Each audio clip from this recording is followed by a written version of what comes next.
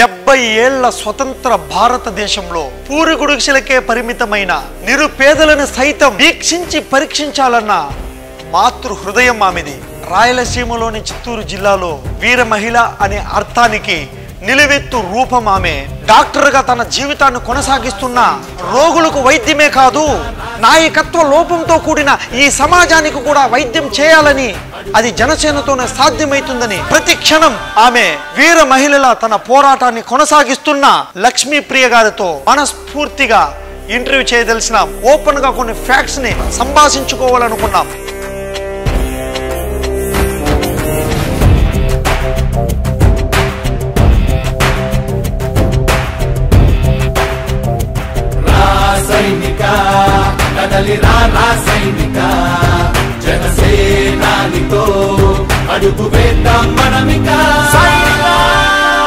గాజు glass symbol గురించి మీకు ఏ విధంగా దాని మీద ఒక భావన, అది ఏమి పర్వాలేదంటారా, సక్సెస్ అవుతుందంటారా? ఈ గాజు గ్లాస్ సింబల్ అనేది ప్రతి ఒక్క సామాన్యులలో రీచ్ అయ్యే ఒక సింబలే అంటారా? ఇది వచ్చింది కరెక్టే అంటారా జనసేనకి? అంటే జీవితంలో పైకి ఎదగడానికి మొట్టమొదటిది డిసిప్లైన్ అండి.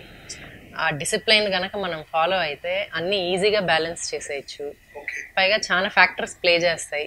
మన ఫ్యామిలీ సపోర్ట్ కానివ్వండి, పిల్లల సపోర్ట్ కానివ్వండి, ఇంకా మిగతా నేపథ్యాలు, సొసైటీలో జరిగే కొన్ని వాటికి చలించిపోయి దాన్ని కనుక పూర్తిగా ప్రక్షాళన మనం చేయగలిగితే బాగుంటుంది. అదొక సాటిస్ఫాక్షన్. ఇన్నాళ్ళు పేషెంట్స్ని ట్రీట్ చేసి సాటిస్ఫాక్షన్ పొందాము, పూర్ పేషెంట్స్ని చూసాము. మా స్థాయిలో కొద్ది వరకు అయితే దాన్ని చేంజెస్ చేయొచ్చు అనిపించింది. బట్ దాన్ని ఫుల్ ఫ్లెడ్జ్డ్గా చేంజ్ చేయాలి అనుకుంటే మాత్రం we needed a bigger platform. So అందుకు రాజకీయాలు మంచిది అనిపించింది, అందుకనే దాన్ని చూస్ చేసుకున్నాము. కామన్ మ్యాన్ సింబల్ అండి. మా అధినేత పవన్ కళ్యాణ్ గారికి కూడా చాలా ఇష్టమైన గ్లాస్ ఇది. తనకి చిన్నప్పుడు అంటే ఒక డిగ్రీ ఇంటర్ తర్వాత ఇలా చాయ్ కొట్లకి వెళ్ళి ఇలా టీ తాగడం అలవాటు అంట. వాళ్ళ అమ్మ తిట్టేసరికి ఇంక సినిమాల్లో ఆ కోరిక తీర్చుకున్నాను అనేసి ఈ మధ్యనే ఒక మీటింగ్లో కూడా చెప్పడం జరిగింది. ఖచ్చితంగా మేడం.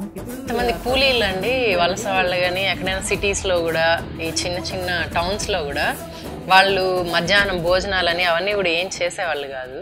వాళ్ళు చాయ్ సమోసాతో మీదే బతికేవాళ్ళు. ఓకే అనేసి మాకు ఈ సింబల్ రావడం కూడా మా అదృష్టం. ప్రతి ఒక్క సామాన్యులకి చేరువయ్యేట్లాంటిది చేరువవుతుంది. ప్రతి ఒక్క టీ స్టాల్లో ఉంటుంది. ఈ మధ్య మా జన సైనికులు ఇళ్లలో కూడా టీ కప్స్ తీసేసి పోర్సిలైన్వి అన్నీ ఇవే పెట్టుకుంటున్నాము. మేము మా ఇంటికి ఎవరు వచ్చినా ఈ గ్లాసులోనే చాయ్ ఇస్తున్నాము. ఓ అవునా మేడం. ఓకే, అంటే ఈ గాజు గ్లాస్ సింబల్లో మెయిన్గా అనుకునేది ఏమంటే ఇతర గ్లాసులకి దీనికి పారదర్శకత అనేది కనపడుస్తూ ఉంది. అంటే లోపల ఏముంది అనేది యువతల ఇంకనే మనం కంప్లీట్గా చూడొచ్చు అనమాట. ఈ జనసేనలో ఈ పారదర్శకత పాలన ఉంటుందంటారా? ఖచ్చితంగా ఉంటుందండి. మేము మొదటి నుంచి పోరాడుతుంది కూడా ట్రాన్స్పరెన్సీ ఇన్ ద గవర్నెన్స్ మీదే పోరాడుతున్నాము. సో ఆ పారదర్శకత అనేది మా పాలనలో ఖచ్చితంగా కనిపిస్తుందని నమ్మకం నాకుంది. ఇటు పర్సనల్ లైఫ్ని బ్యాలెన్స్ చేస్తా, ఇటు రాజకీయ లైఫ్ని బ్యాలెన్స్ చేస్తా, ఒక డాక్టర్గా ఉండారు, విలాసవంతమైన జీవితం ఉంది మీకు.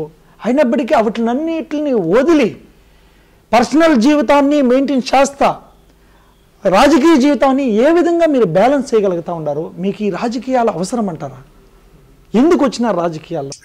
ఇంకా మా సిద్ధాంతాలకి, మేము పర్సనల్గా నమ్మే సిద్ధాంతాలకి, నాది కానీ మా హస్బెండ్ది కానీ, ఈ జనసేన పార్టీ సిద్ధాంతాలు చాలా దగ్గరగా అనిపించాయి.